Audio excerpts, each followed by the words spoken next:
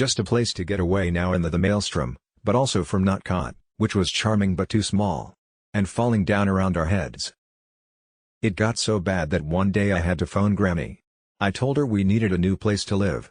I explained that Willie and Kate hadn't simply outgrown not caught, they'd fled it, because of all the required repairs, and the lack of room, and we were now in the same boat. With 2 rambunctious dogs, and a baby on the way. I told her we'd discussed our housing situation with the palace, and we'd been offered several properties, but each was too grand, we thought.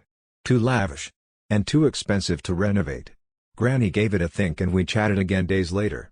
"Frogmore," she said. "Frogmore, Granny?" "Yes. Frogmore." "Frogmore House?" I knew it well. That was where we'd taken our engagement photos. "No, Frogmore Cottage. Near Frogmore House." "Sort of hidden," she said. "Tucked away.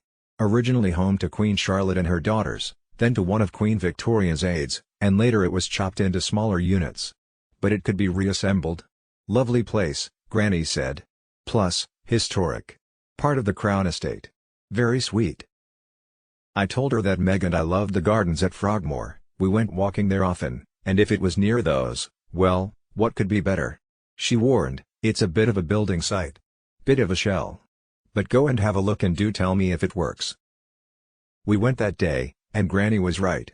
The house spoke to us both. Charming, full of potential. Hard by the royal burial ground, but so what? Didn't bother me or Meg. We wouldn't disturb the dead if they'd promised not to disturb us.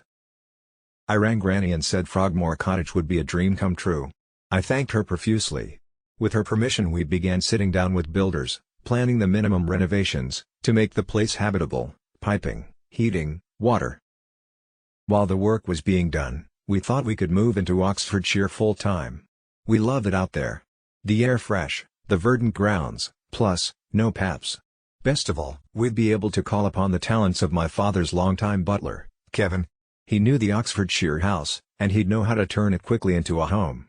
Better yet, he knew me, held me as a baby, and befriended my mother when she was wandering Windsor Castle in search of a sympathetic face.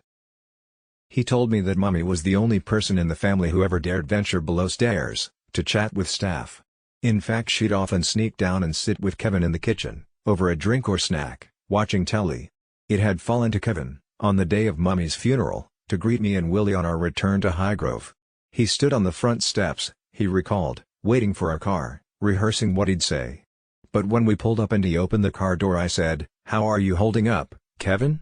"So polite," he said. So repressed, I thought. Meg adored Kevin, and vice versa, so I thought this could be the start of something good. A much-needed change of scenery, a much-needed ally in our corner. Then one day I looked down at my phone, a text from our team alerting me to huge splashy stories in the Sun and the Daily Mail, featuring detailed overhead photos of Oxfordshire. A helicopter was hovering above the property, a pap hanging out of the door, aiming telephoto lenses at every window, including our bedroom. Thus ended the dream of Oxfordshire.